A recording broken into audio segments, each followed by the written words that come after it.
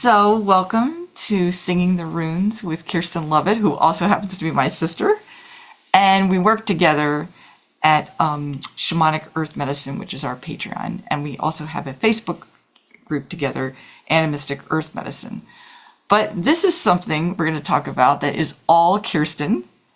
And I'm very excited. And it's a wonderful class she's offering called Singing the Runes. But also, I want to talk just about her practice in general and whatever else wants to appear during this time together. So the first thing I would like to ask Kirsten is, how did this class come about? What made you want to do it? Wow, cool. Well, let me preface that with thank you for allowing me to come here and talk with you. And this is a real pleasure, actually. And it's really a super pleasure because you're my mentor and in human form, because I consider teaching to be transmitted through spirit relationships, which is kind of like the crux. If I had to like narrow down one thing that I think that I do for people and help them with, it's that. That's probably not the totality of it, but in one small phrase, I would say, yeah, that's it. And I think you have really, really, as a human being and as a human teacher, have just been a huge influence on me in so many ways. So I really thank you for teaching me so much as you continue to do. And so that has to be acknowledged as part of why I'm doing Singing the Runes. If you don't mind the analogies, because I like to do them, I wanted to preface it with anytime anybody does, especially as a practitioner or like somebody who's like literally doing something that's ritual or doing some kind of, like, you could be a healer or you could be like somebody who works in ceremony or somebody who works in divination or whatever. You're doing some kind of practice or tradition or whatever. I think that everybody does them differently, even if we all focus on the same thing. Kind of like, music is music, but a certain person will perform it differently, the same piece, as someone else. So the Singing the Runes for me came about. I'll just talk about why I felt like I needed it for myself first, and then I'll relate that to people that I think it'll help them too. I first got into, some of you may know this, some of you may not, but my first orientation with this kind of work, or at least with shamanic work or with spirit work, was through some trials and tribulations. But the short version of that story is sacred tobacco really kind of guided me, as well as being initiated into, as both Marissa and I have been, into the Kero Pampa Misiok, through the Misa, the medicine bundle. And so that's still there and always will be. And there's been a variety of other traditions that have been focused on, and will continue to be focused on. But to hone in on this specific area, which is generally, everybody considers it, Nordic, let's say Northern European and Nordic, especially when you hear the word runes, everybody kind of thinks, oh, that's Nordic, Well, table that for a second. My experience about 5 years ago, I was already doing all this other stuff, shamanic journeying and relating to plant spirit wisdom and animal spirit wisdom and so on and so forth. And that is still a huge part of what I do. But at this point, at about 2020 or so, I started diving into Nordic, I guess, heathenry. But it's also, I think it's kind of like, I'd like to call it Nordic shamanism, or the Scythe, or learning the works of the vulva and stuff like that. And really, the crux of it for me was about relationships, the spirit, not between people. That's great, but spirit. Okay, so my frustration was when I was doing this apprenticeship, which was all about the things I loved doing, which is like, how to do ritual and, working with your stav and doing all these things that are really cool, right? I was going to this group, which was more of a mythology group about the Nordic texts, like the famous ones, like the Poetic Edda and the various archaeological people that do studies and the historians and you know, and there's just so much lore and so much like mythology and so many characters and people. It's almost like, I don't want to say Game of Thrones because I've never watched that show, but it's like Star Wars. It's like if you've never seen Star Wars and somebody starts talking to you about Star Wars, you will feel very frustrated because you're like, I don't know who these freaking people are. Who's Luke Skywalker? What the hell? Why does he have a lightsaber? What does this mean? And imagine you're like me. Everyone else is talking Star Wars to each other, right? They're talking about Darth Vader. They're talking about the story of the, meeting up with Han Solo in the pub and, how he's like a mercenary and all this stuff. And you're sitting there going, I don't know who these people are. I don't know what they mean to each other. This means nothing to me, but it's driving me crazy because I'm related in blood to the people that told these stories. I can't do this. I was literally going to my sister after these meetings. This was with a different group. And it's a great group. I mean, these are all people, very experienced people who know the stories, know the mythology, know the poetic eddas left and right. They know, at the time, I think we were also, once we got into the runes, I was a little less, perturbed because I felt like, and that probably was a big signal to me.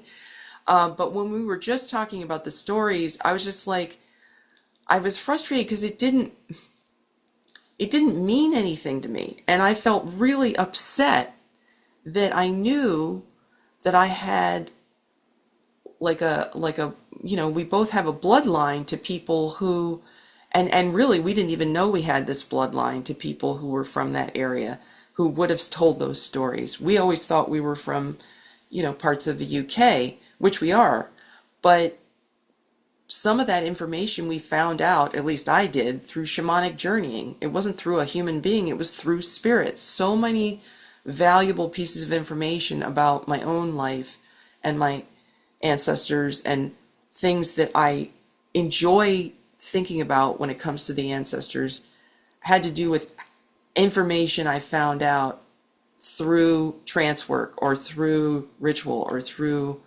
ceremony, which is why I like doing it so much. That's just one of the many benefits. So finally, when we started talking about the runes, and whether it was in the apprenticeship I was doing, with Ivy Mulligan at the time, which was about a year long, and luckily she focused on the runes quite a bit and how you could kind of work with them a little bit. But it was still kind of the one thing that was hardest to do that I remember Marissa and I did at the same time, and it took me 3 hours to do, and I'll probably have to do this again, was doing a galder. And you actually do pick out runes to work with to make that galder, which is like the rune song, basically. And of course, I did it in English, which I think a lot of people's galders are in English because unless we all speak Old Norse, which a lot of people don't. So that's one practice. And I think doing that, for example, and having to go through that process kind of at least got me into the sonic part of the runes. So that was another kind of node or,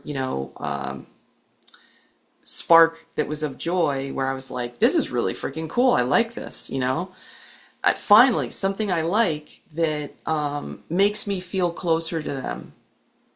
And I think at the bottom of all this is my wanting to hang out with these ancient ancestral helping spirits who work through the deities and vice versa. Because it kind of goes back and forth, as Marissa knows and teaches in her own work. Sometimes you're working with the deity itself, and sometimes the deity is kind of working through your ancestral, and I'm using ancestral in this context of somebody you're actually literally related to, because they might have worked with that deity, you know what I mean? Or they may have some familiarity with that sort of thing, and that for me, that makes me feel, I know I'm making it sound like it's all about me feeling closer to my ancestors, but it's that, but it's really more about what do I like about it? You know what I mean? Like that's what I enjoy doing. You know what I mean? And I think the runes configured in this way that I've tried to make this class series, if you will, it's not really a class like you're going to sit there and listen, to a lecture. There's a little bit of talking, of course, but it's stuff you're going to be doing stuff.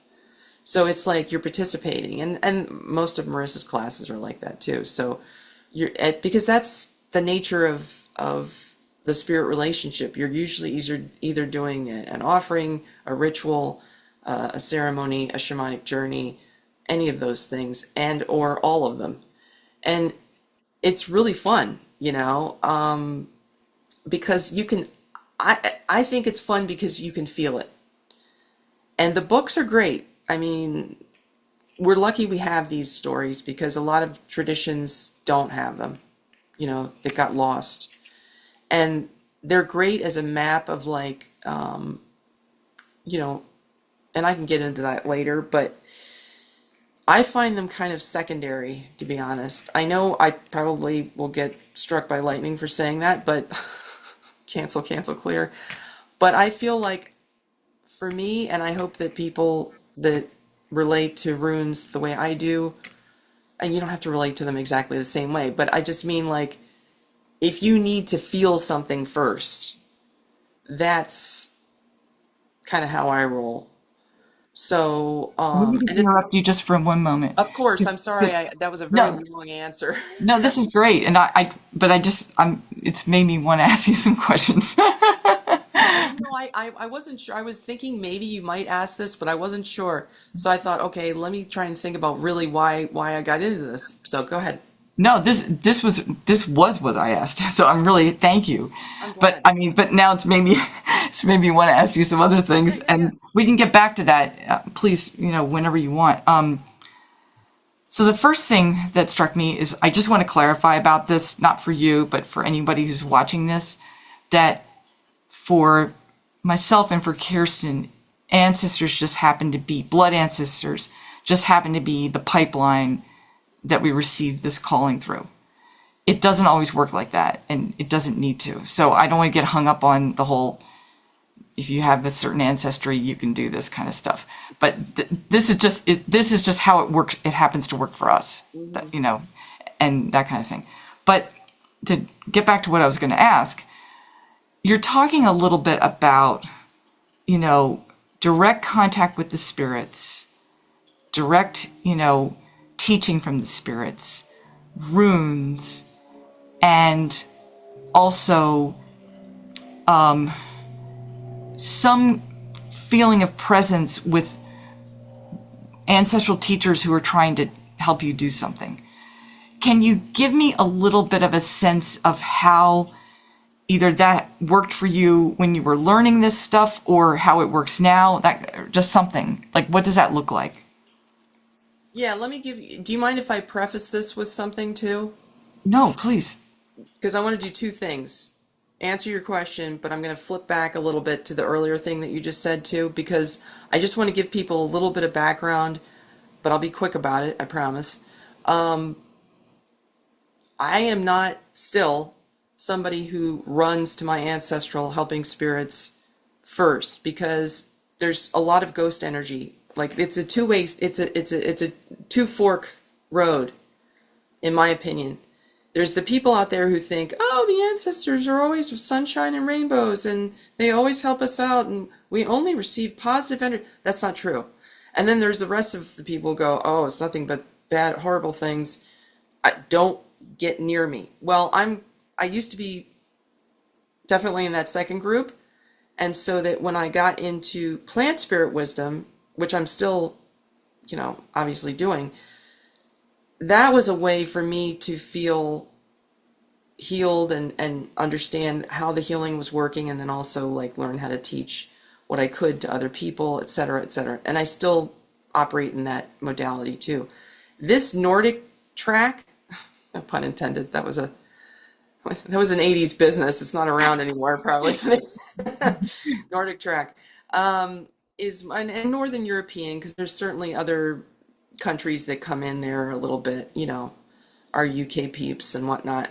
But I'd say it hits closer to home, and luckily there's a couple healed ancestors in there from a long time ago, like thousands of years ago. So I refuse to deal with anybody unless they're completely healed. And Marissa's expertise in that is amazing. And if you want to learn about that, you should go to her. But what I'm saying is, it's one of the many things she does. But what I'm saying is, if I didn't have a couple of those people I could kind of refer to, it would be a lot harder. So it would still be possible, though. It's totally possible. Oh my gosh, totally. You don't have to have those things at all. It's just, anyway. So what does it look like? Okay, so I'd rather start out with how it started out, like the first year, I'd say, because you're my mentor, I have to mention you.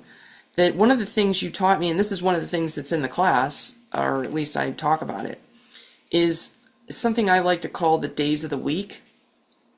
And you actually got me started on this. And no matter what I teach, and I think Marissa's the same way, no matter what I teach, if it's tobacco spirit, weather work, anything animistic, and because I think this fits most traditions, there's always some kind of offering and initial, what I call bringing the bottle of wine to the dinner party. You know, like, you don't have to bring the bottle of wine, but if you've never met the person before, like, let's say your best friend is like, look, I know this person, they're really cool. I think you would get a lot out of them. You'll have a good time. You know, they're new to you. Well, most likely you're going to bring a bottle of wine or something, you know, because this your friend said they were really cool, right? So you're going to go and you're going to bring something, and that way you will be kind of looked at as, okay, this is somebody who's bringing some reciprocity, or a gift for a gift, like Havamal says.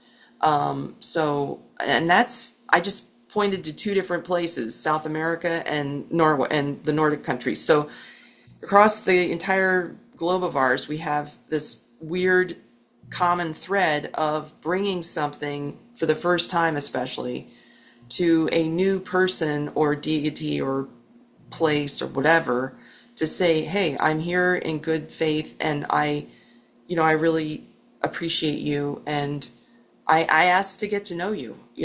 How are you doing? Whatever that is. And it depends on what stage of the relationship you're in with that. Could be a tree, could be a river, could be a plant spirit, could be a rune, could be a deity, whatever. So for these candles, here, I'll just show you these little, sometimes it's nice to actually show these things. This is just a regular, whoops, this is just a regular tea light candle. But let me just show you, I'm always, maybe it sounds like a little like witch doctory, but you used to hear on television that if you show somebody's picture, you'll take away the juice, but let's hope this won't happen. But maybe I'll just use this one for show. This is a room, gosh darn it. Can I do this without, what am I doing wrong here? Where's the camera? It's over, there we go. There you go. Okay, let's get real close in there.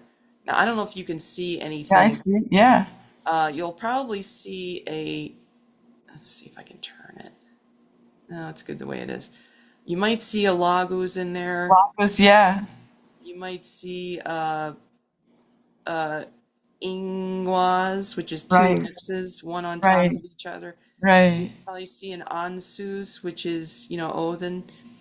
Um, that's that's a set of runes that I can talk about later that kind of came to me.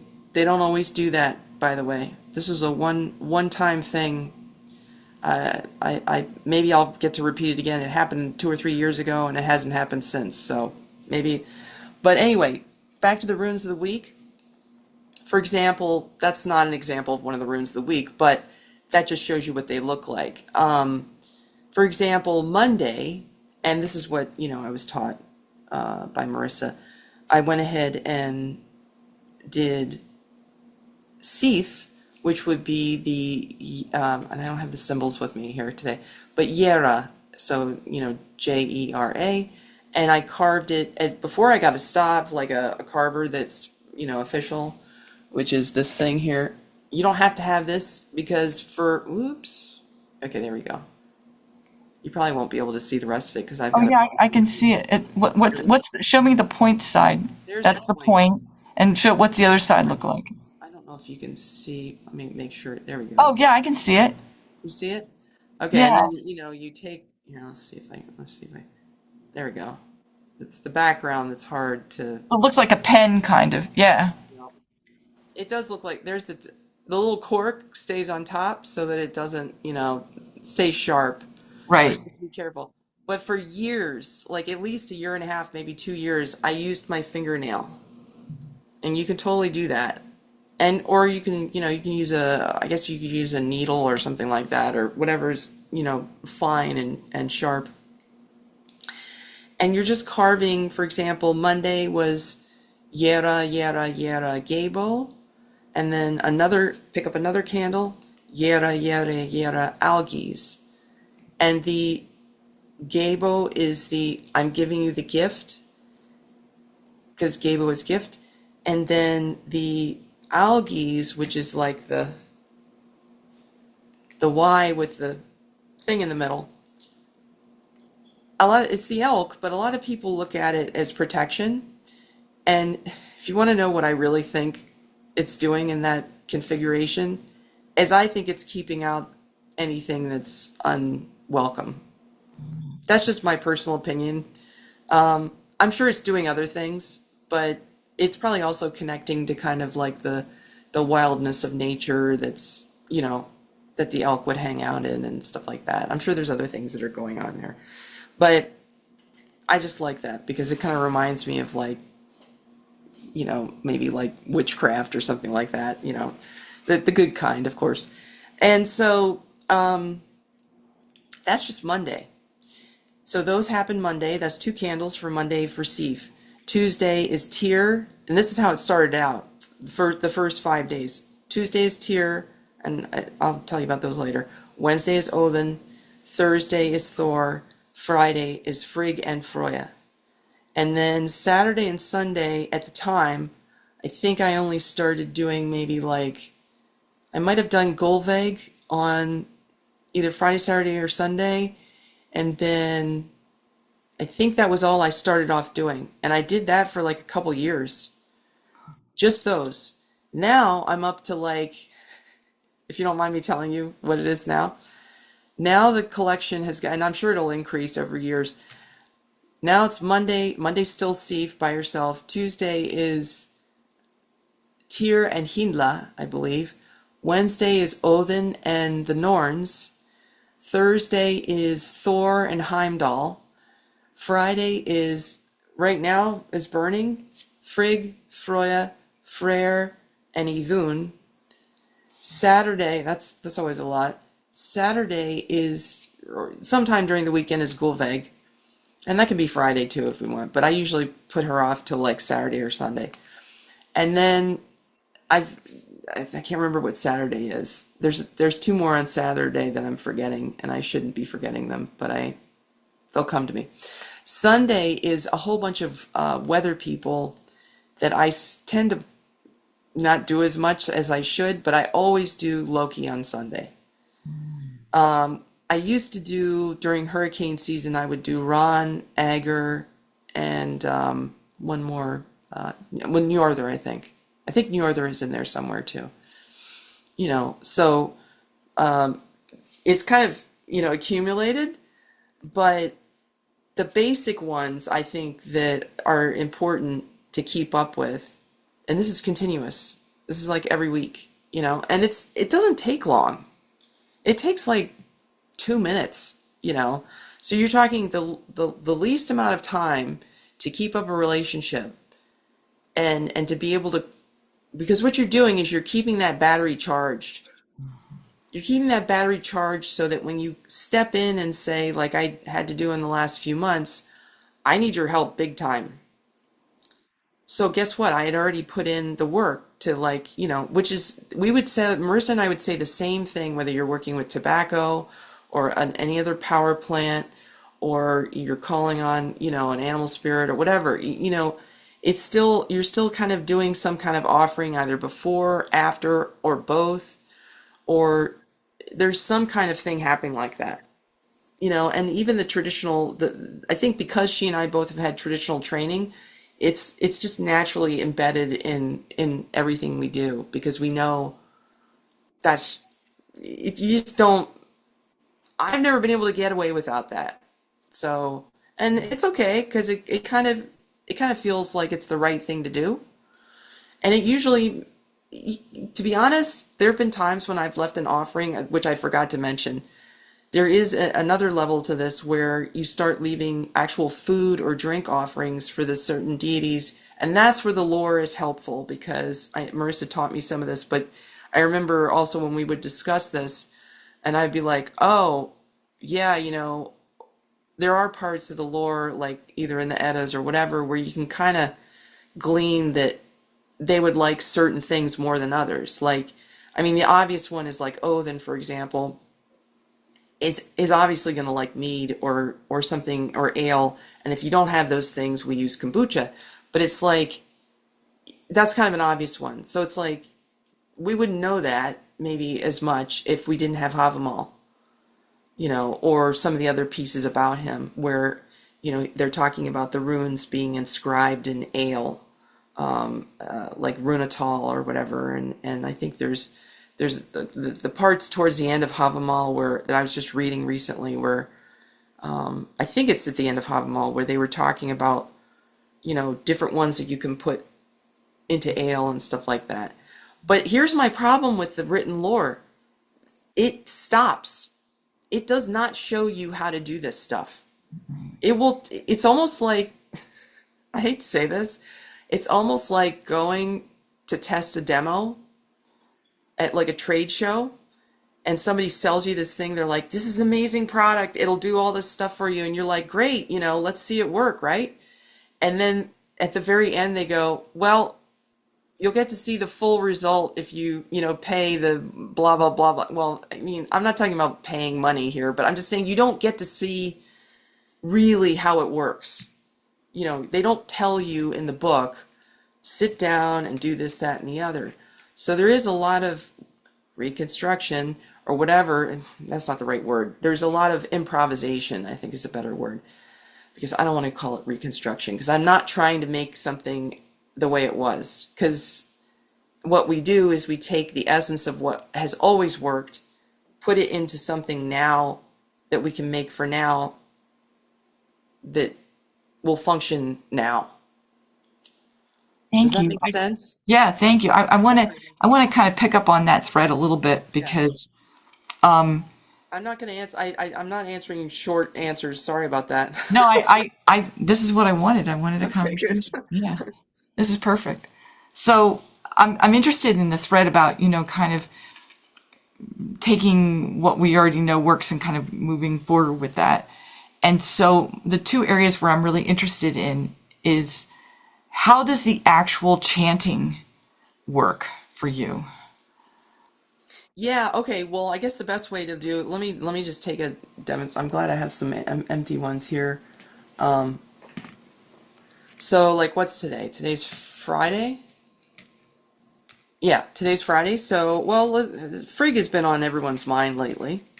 So, why don't I just like, it's really not, that complicated in terms of, what's nice about this is it's not, because I come from singing, it's not really singing. It's really should be called toning the runes or something like that, or phonating. If I was going to be really technical about this, it's just the word singing makes sense because there is songs. So, but again, they're not really songs that really have any kind of set structure right now. They will. I mean, if we start doing Galder for real, that'll have structure. But in this class, we don't really have that much structure in terms of how the song is going to be. So, for example, if I was going to do one of the days of the week, for example, and today's Friday, and I'm going to do a Frigg honoring. So I know that her, and here again, this is where you're going to get a bunch of 10 different people who all study runes and know about runes. They're all going to argue with each other, including me, saying, you shouldn't pick that rune for that deity. That's fine. It's okay. I think there's really a couple runes that match up with a couple deities that are like fairly obvious, where it's kind of like Tiwaz for Tyr. I don't think anybody's arguing about that not being correct. Like I Mhm. think we can kind of all decide, yeah, I can't imagine any other rune that Tyr would have except for Tiwaz. And I think the same goes for Ansu's with Odin. Um, and Thor. Thor Isaz for Thor. Again, there's probably like maybe. I mean, I haven't I haven't gone over this in my mind, but there's probably like, I'm guessing at least a third to maybe almost half of them. I'd say a third for sure. A third of the 8 of the 24 Futhark in the Elder. We could probably put about 8 of them together and say it's pretty hard to imagine not. These have to be these people. So, but, and Frigg, I think this would be one of the ones that you'd be hard pressed to see anybody else go, I don't associate that rune with Frigg.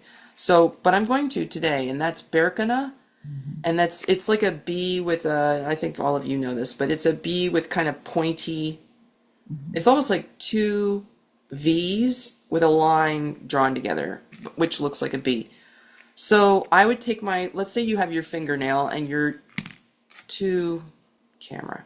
There we go. Two tea light candles, which you can get really cheap at Walmart or wherever you buy tea light candles.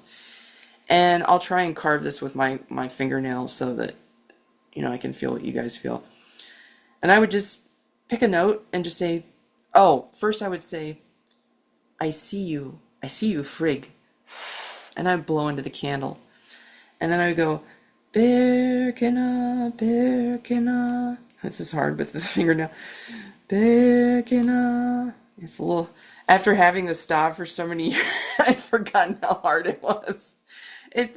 I would probably get a pin now if I was doing this. So just get like a needle or a pin, a safety pin or something like that, because yeah, it really is kind of hard with your hand. Okay, so I just did one Berkina, but we're gonna do 3 of them. So Berkina, Berkina, Berkina. Now I'm gonna do it one more time. Berkina, Berkina, Berkina. And then the first one, we're still on that first candle. We're gonna have an X for Gabo because that's gift. Gabo gift. Again, don't think anyone's gonna argue with you about that. So that would be one of our 8 ones that we know. So Gabo. So I'm gonna try and show this to. Oh, I love that. I can see Can it. you see it? Yeah, This angle. There we wonderful. go. There's the angle. Yeah, I can see it. That's And move wonderful. closer. So that's 3 Barracudas. This is with my fingernail, so it's not. And It's and not the X, yeah, the X. And I would have done it better with the stav because it's more clear. But whatever. the spirits know. The spirit, and that's. Thank you, because that's one of the things you taught me, which I think is also true cross culturally. The spirits know. Now let's do our second one because this is one of the ones we would do for days of the week for Friday. So this is part 2 of the same deity. So I see you, Frigg. Berkina. There we go. Berkina, Berkina, Berkina. Then I'm going to do a second one. Berkina, Berkina, Berkina. I try to do it like 3 times. Berkina, Berkina, Berkina. I'm having a hard time with this. Okay, and then this one, like I said before, is algae. So that's like the elk. So it's like a Y with a line down it. Mhm. So algaes, algaes, algaes. You know what? I'm going to go ahead and light these since we're here. Good. Let me show this to you first, and then I'll light it. Yeah, the algae just looks like this. This There is you the go. thing I Yours has have. got a really It's like the awesome one. upside down Mercedes-Benz symbol. Yeah. I love that algaes that you have because you got that in nature, and I think you said that was from a birch tree, or was it from a That was from Juniper. My partner made that for me. Yeah. juniper's even better because you Yeah. taught me this. You said juniper, and of course we just lit some juniper here. But juniper's really awesome. I think especially if you're like me, constantly having to deal with negative energies, and not just from yourself, from the ethers, and it could be just from, sometimes you don't even have to have negative energy from people.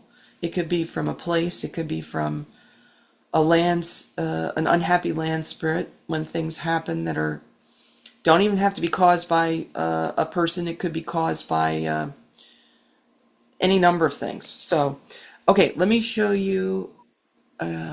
Did I get it right? There Yeah, we go. wonderful. I see it. Okay, so you see, Yeah. at some point I'll learn. There we go. Yeah, That's better. I see That's it. what. Yeah.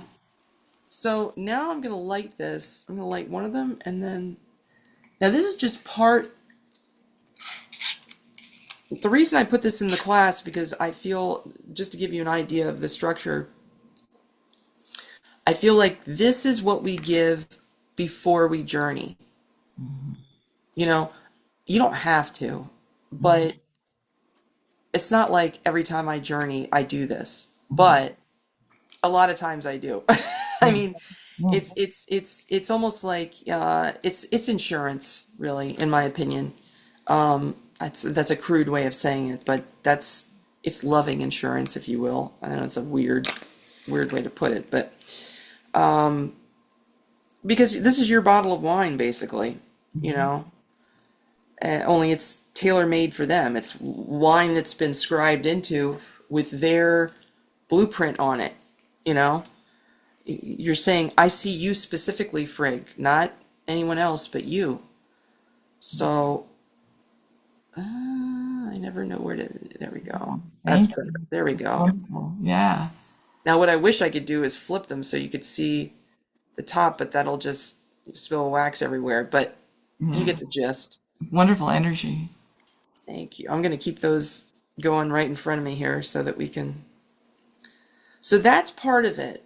And then the other part that a lot of people, I think a lot of, or a fair amount of people online teach about Galder by itself. And that really is its own little world that you could do. You don't have to include Galder with all these other things because it has enough of its own substance where you can almost separate it out, almost like a language, and just study it very clinically without even engaging with it on an energetic level. I just like combining it with these spirit relationship things to make it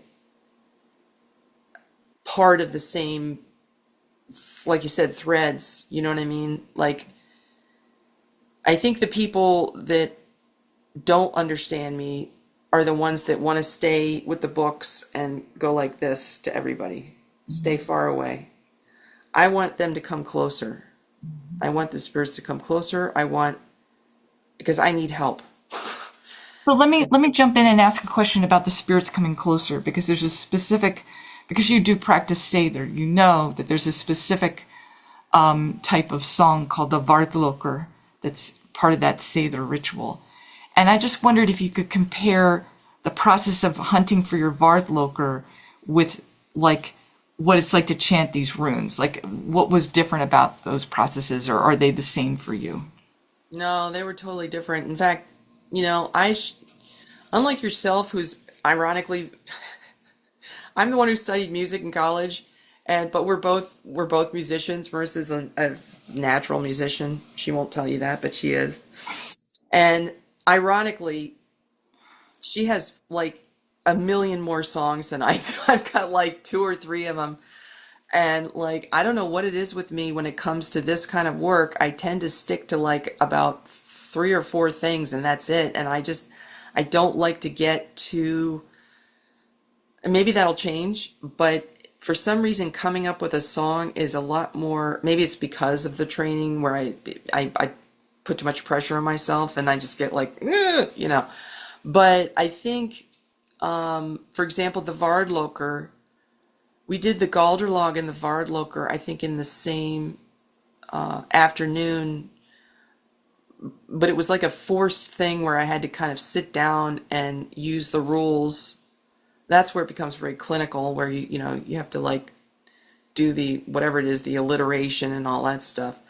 But you still pick out what you want to pick out. And just to let you guys know, 5 years ago, I think I sort of knew the Elder Futhark, but it wasn't like I didn't have the relationship at all. You know how I figured out how to do a Galdralog without having any freaking relationship with the runes at all? I literally muscle tested for both of them. So, for example, like one of the things you have to do for either a Galdralog or a Vardloker is you have to figure out, like, I mean, this is just the way she does it, but I think she based it on the rules. There's grammatical rules you have to follow to make it work. Now I'm talking about the stuff besides that. Okay, so once you get the grammatical rules, I think first you have to come up with the things you want that to be about.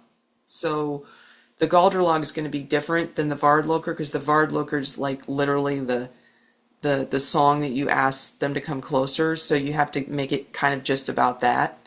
Whereas at least the Galdralog I did was more like, here's a couple of things I want to get better at.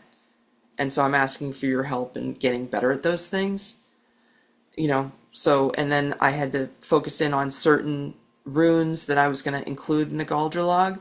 So what I did at the time, because this was 5 years ago, and I didn't really know, I didn't have all this, you know, relationship that I have now, because I was just starting out. I literally had the 24 Futhark in front of me, like on a piece of paper or something. And I don't know if you guys know you know, everybody's heard of muscle testing. So, you know, if you've hung out with kinesiologists or whatever, but everybody does it differently. I've seen people do it like this or whatever, you know.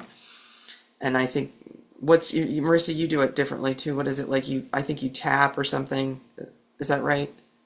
Go like this. Yeah, so everybody's got a different way of doing it. Whatever your divination is. So like I had like 24 in front of me and I just had to literally go through them and say yes or no, yes or no, yes or no. You could probably do a card reading. You could probably do your yes no card reading, or if you, you already know the runes, you could just do your runes. And I just kind of looked at those and said, you know, who wants to be in this, basically. And then I started to realize that there was a couple of them that kind of repeated the process in the Vardloker, but they changed a little bit. There was a couple additions and a couple subtractions. It was interesting to see how that worked out.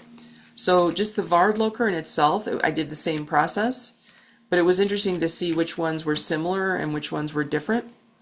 And it was all, I just do everything in Elder Futhark right now, even though, you know, I probably should do something younger. So does that sort of help a Yeah, little? it does. Because I'm wondering, like, I guess to follow up on that, when you're chanting the runes into the candles, is it just as structured or is it a little less structured? Because you're still trying to connect with the actual spirits of the runes while you're doing that. I don't think And it's you as, have an intention, right? yeah, I mean, if you know, versus Vardloker, I think Vardloker is more like, I don't want to call it complicated, but it's more, we do have rules for them. So, I mean, whereas this is something where I just feel like it's kind of like you saying, I'm just going to give you a little gift and I'm just going to say, I see you, specific person, specific deity. Here's your signature. I'm going to carve it into these candles. You know, 3 is the magic number. And then gift, and then again 3 times with algaes for protection. And then I light them, and then I just light them because today's your day, and they power things up. You know, you could light them. You could start to say, I want to start building a relationship with Frigg, which, you know, spoiler alert, is probably the next class. because after the Norns, I'm going through the rest of the third et, so she would be next. So, for example, you say, "Look, I really want to work with Frigg because I know she's of the home and the hearth, and she, she's also helpful with money. Especially if it comes to, I mean, Freya is obviously helpful with money, but Frigg is also like, I want to make sure you have food to eat. I want to make sure you're comfortable in your home. I want to make sure you have a nice blanket and comfortable clothes and a little, if it's cold outside, you need mittens, and if it's hot, you need to make sure, all the things we think that our grandmothers do for us. Are you wearing the right clothes before you go outside? you know, so and then she's much more than that, obviously, but she's a lot more than that. That's just one tiny little droplet of the ocean of Frigg, right? And you could say that about all the deities, really. And thank you, by the way. I know I'm like going on and on, but honestly, a lot of this stuff has been bottled up in me, and you're the best person to get it out. So I appreciate that. I'm enjoying doing talking. I I only have know I'm two kind of more questions. questions. On and on and on, but No, it's I, part of it's because it's been bottled up in me, and I've had a hard time communicating it. So I appreciate you kind of like being the enzyme that gets the catalyst going. well, this has been super fun for me. So I only have two more questions because I Oh, I know I've don't. been Did I picking your answer your brain. question? I don't even know if I answered it. Did I? You did, yeah. Okay. Okay. My second to last question is, so many times, and I know this from working with you, you talk about receiving information or spiritual energies from being out in nature. And so I wonder how runes play a part in that, or how they've shown up for you. If you could just give us an example. They showed up a lot more before the pandemic, and I hate to get all bummery about this, but the pandemic kind of screwed things up for me a little bit because I had to kind of depend on shamanic journeying a lot more. But before the pandemic, I was seeing the first rune that came to me was really when I was leaving offerings, and this is kind of a foundational principle that both Marissa and I talk about, leaving offerings in nature, and at the time, still do the hair offerings at a specific tree that's near a body of water that's near our house. And these trees and this body of water have become very special to both of us over the years. And we've started associating them not just with Nordic deities, but also with, some of our other traditions that we work with, as well as the local spirits of place here. So what happened was, the reason I have to bring that up is because it was through doing offerings near this body of water where I saw or kind of felt the first rune, which out of all the things you would think it would have been like Ansus or something like it wasn't. It was Manas. And I didn't even know it. Just a little something funny because I have such a kind of gun shy, at least I used to, and I think it's getting better, but I used to have a very gun shy relationship with my ancestors. I think the spirits knew that I would react better to something that made me feel like a child so that it wouldn't be too intimidating. So what they did was I was at the tree that I associate with this deity with actually two different lines, one from South America and one from our family. And I was leaving an offering there, and I saw the manas symbol near the water, and I started tracing it with my hand, kind of like not too much out in public because I'm outside, but just a little bit so nobody could see. And I heard the those of us of a certain age will remember this, the mana mana from from the Muppets, and they said manaz manaz. And I was like, oh, that's a great way for me to remember. And that was really the first rune I heard. Honestly, I don't think I've ever had an experience like that with any of the other runes. So maybe there's something about that rune. Years later, I would, as we've been talking about the days of the week and stuff, that rune is now via, learning with Marissa, with Heimdall. And Heimdall is a lot of things. He's up there with the bridge, the Rainbow Bridge and everything. And but he really is about sound. You know, he's got that horn, and I think he's tied to clairaudience. So I think, maybe some people might think outside of the tradition, maybe like, oh, that sounds like Gabriel or something like that. I'd agree with that. I think if anybody were similar to Heimdall, it would be Gabriel. Because again, it's sound, you know. And so the people who relate to clairaudient things, which ironically over the years I found, like I just got done with a class with Marissa where we did a journey, and what was hilarious is the class was about clairaudience, so I thought I was going to see runes with or hear runes or something. I ended up seeing them. So you don't know how this stuff is going to come out. Like I think I saw an uruz instead of a mountaintop, because she said, oh, you might see a mountaintop for no. And I thought, okay, I'm going to see a mountaintop because I already heard the no. So I heard the no, and then we were on the journey, and I saw the urus with a little pebble next to it. So it was almost like a mountain of urus with a little rock. So that's a no, right? And which is a good answer considering my question. So the reason I'm talking about this class that we just took with her is that involved a rune, but it showed up in a way that I heard something first and then I saw something later. And it depends on how you filter things, like, and you don't even know, some people don't even know their gifts until they start using them. You really have to keep practicing at it. This is where I keep coming back to music, and then I'll shut up and let you talk. Musicians, athletes, artists, both visual and, you know, they're talented. All of them are talented. Professional athletes, professional musicians, all of them. But you absolutely have to practice. Anybody who isn't practicing, the greatest athletes and musicians of all time, they've all had to practice. And they've all had coaches or teachers or somebody, usually. And like keeping them on track, and I've never heard of that. And so I think what people don't understand about the work that Marissa and I do, people who don't do it very much, they think, oh, you just have all this magical talent and you just show up and just do it. Oh, it must be so easy. No, it's not. It's fun, but it's a lot of work.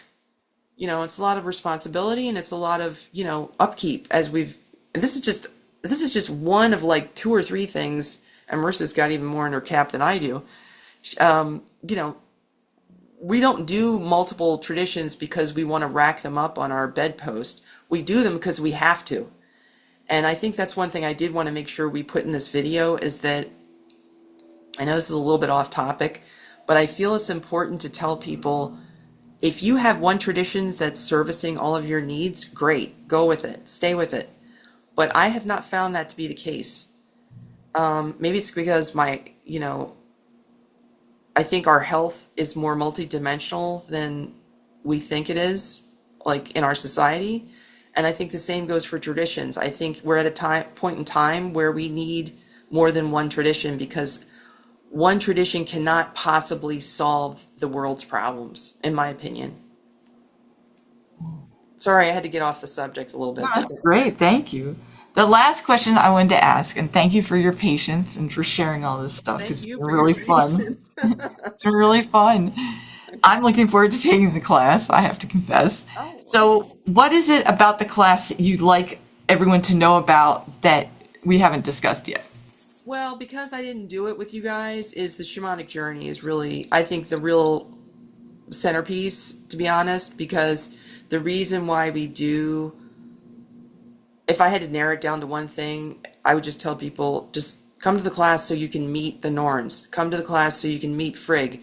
Come to the class, whatever the class is, because they'll all be different. The one thing that will stay the same is the structure will stay the same. For example, no matter who we meet in the journey, we will still have some candles in the beginning, and we will still have some kind of, you know, short Galder. It could be anything from just a few lines, and it doesn't matter what the melody is. There is no melody. You know what I mean? I'm sure down the road I'll start to get more into like maybe just Galder, and we'll just do like just that. But right now I just tone everything on the same pitch. If another pitch comes to me, I just, you know what I mean? It doesn't matter. It really doesn't matter. But and then what we do, because that's the setup. It's almost like that's the offering. That's the flowers in the beginning. The butter, the cream, the ale, the whatever. And then what you do is you say, okay, we've got these candles burning now, so let's go and meet these people. And we have to. You don't have to cover yourself, but it does help a little bit just to get in that space. A little bit of a cloth, like a dark cloth. It could be a scarf or any kind of dark cloth. And then, or if you want to use a hood, whatever. And then if you grab your little, I will at least show you the stuff. Oh, sorry about that. I'll at least show you the stove because you don't have to have a stove like this. You can just use like a ruler. Let's see if you can't see. There we go. Now this one is really long. At some point I'm gonna have to get a shorter one, but you could get like a yardstick, or you could use a broom handle or whatever, because you're just looking. Let me make sure it stays in there. It helps if you bring this with you. You don't have to, but this is what our world tree is. So, and that's, we all call that Yggdrasil, but you can call it world tree too. And so we're going to go, on a journey where we're going to meet the Norns. And the Norns are important because I would like to get this in there before I forget. Now I know why that I did this, because it helped remind me. When I was making this class, I did Tyr first. Why? Because they told me. You would think I would have started with the first et. I didn't. Why? Because they told me. They said, start with Tyr. So I did a weather class, Tyr and Corey. And that's a very niche-y, specific thing, weather work. Okay, fine. So after we got done with that, I was like, all right, shouldn't I go to the next? Shouldn't Frigg be next? Because that's the next rune in the third et, since we're like starting at the third et for some reason, I was arguing with them because that's how you're in a relationship. And I said to them, I went, why am I? They're like, well, look, actually, no. You need to do the Norns next. And I was like, why? And they're like, because that's where it all starts.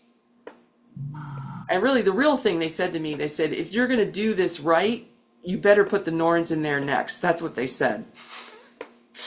I was like, okay, thank you for telling me now, before I went on to the next class. And then I realized as I was looking at the, at the various, not just the Voluspa or whatever, but things written about the Norns, whether it's by historians or current people who do work, in that area, that, especially Maria Kvilhag, who, or Runa Rasmussen, but I know Maria mentioned that she said something about, like, that Frigg weaves, but the Norns are more like,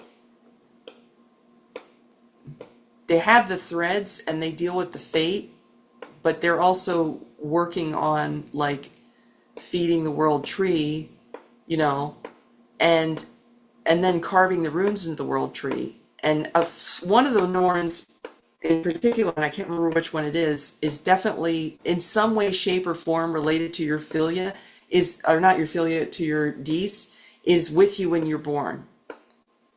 And I know you broke up a little bit. Are you still there? Yes, I'm still here. Okay. So, I know there's a lot, I'm probably not saying that exactly correctly, but there is some people who believe that.